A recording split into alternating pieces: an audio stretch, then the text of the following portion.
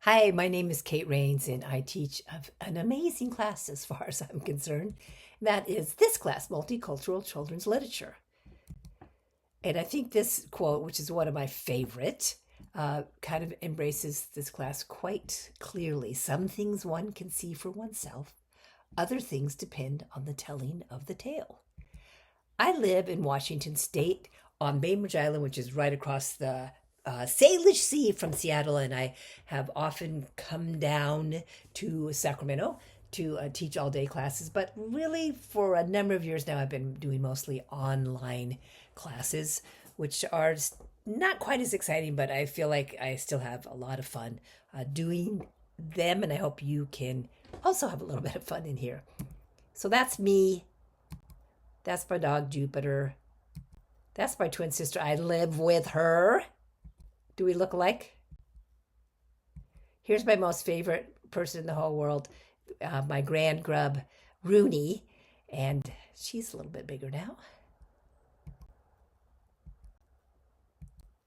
And those are my twins, Miles on the left and Zoe on the right, and my youngest daughter, Aiden. And they all kind of live around here, which is pretty cool too. Aiden in Seattle, and Miles about an hour from the border of Canada, and Zoe right here on the island with Rooney. So I'm kind of happy about all that. While I've been up on Bainbridge Island, I've had a preschool off and on, which I've done quite often in my life because I really love the preschool age. And so that really kind of helps inform me in terms of this class, Multicultural Children's Literature, as well as the other class I teach, The Impact of Gender Bias. So that's been kind of great to kind of tie in actual concrete examples of what happens as we socialize our kids, etc. Hi, Jupiter. You're in this class for this reason, right? It's a writing intensive class and you need to fulfill that. So there's lots of writing in here, more about that. But you're also here maybe because this class fulfills race and ethnicity, which I think is a really, really important part of the class. So take a second to read that. A little bit stuffy way of saying that we just really need to recognize our privilege, um, our respective privileges, right? And how we can help. It sounds corny, make this world a better place, make our society a better place with all the odds that we have against us in terms of doing that to kind of help really see where we are with our unconscious biases, our how we help reinforce oppression and blah blah blah, all that stuff. So we're going to get into that a little bit for sure, and we look at a lot of things, right? So some of the obvious ones that we're looking, I'm getting my little cheat sheet here. We know that one, and so si se puede, yes we can, right? This one that's been around for nothing. Okay, nothing about us without us. That's disability. A disability slogan. Love is love. LGBTQ. My body, my choice. Female gender rights. We are still here. Indigenous folks' rights. Trans rights are human rights. That's kind of a big one now. No justice, no peace. That has to do with the civil rights movement overall, and it continues to be, pertinent given some of the things going on in our society right now, right? Undocumented, unafraid immigration rights movements, and say her name, Black Women Lives Matter also movement, and a simple one, proud to be Arab. So just want to point out some of the things that we kind of come across in this class, and we do it via children's books. Yeah, go figure on that, right? So a lot of our race and oh my gosh, I'm going to start this whole thing over. Don't make me start it over. I'm not starting it over. Race and ethnicity.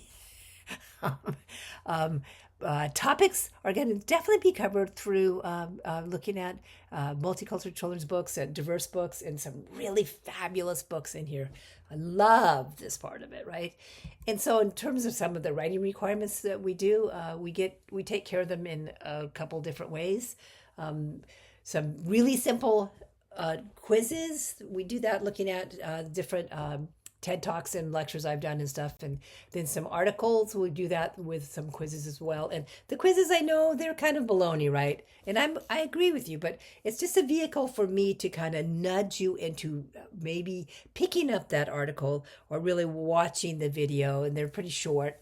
And to do enough of that so that you can just fly through this really simple quiz. They're simple, no tricks, just kind of a way to encourage you to interrogate some of the material in this class, right? And other ways that we get our writing, kind of the main way, is through some writing exercises, and I'll go into those with you in more depth. I have a lot to say about how I've modified the writing assignments over the course of many semesters in our new kind of bump in the road AI and stuff. So we'll go into all of that in a couple of fun ways to get in some of our words and to get in some of our concepts. And we'll go into those more book slams. Love them. And just a couple other fun writing projects. So we basically are here to fulfill your writing intensive requirement and hopefully to do it in a way that is interesting maybe, or like hooks you up enough into the whole idea of really digging in. And we do that with all of the race and ethnicity outcomes that are required to really truly fulfill your race and ethnicity graduation requirements. So hopefully you'll enjoy that part as well. And I'm just so big on children's books, especially diverse children's books. They're so important, and they're really important right now for all sorts of reasons, right? And so we're going to be looking at some fabulous books, and we're going to be considering some not so fabulous books, or we're going to be considering how we can critically look at books so that we can kind of see some of these like, ooh, they're bad, they're really bad. And then some that are like really fun and wonderful in so many ways, but still have some really persistent messages that shouldn't be in there. And they just kind of trick us, right? So there's those. And then there's some that are really fun and wonderful, and they have some subtle messages that it's really fun to kind of recognize those and understand how they really help us in looking at children's books as a way to really kind of correct some of the stuff that's going on now. I want to talk about why I think children's books are a radical act. Diverse, multicultural, first voice children's books reflecting all of our ethnicities, identities, cultures, all of it, and respectfully doing it and joyfully doing it and just embracing all of it. That's what this class is about for me anyway.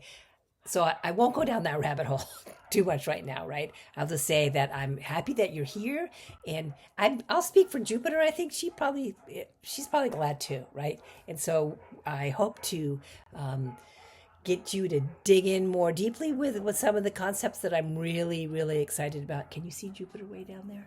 We walk in the woods a lot, so that's... Hi, Jupiter, way down there. So I'm glad you're here. Come on in and enjoy this class with me. That would be fabulous. Okay, I'm going to be done. I'm going to stop this thing right now, and you'll hear from me more. Thanks for coming to my class and being here. I hope you like it.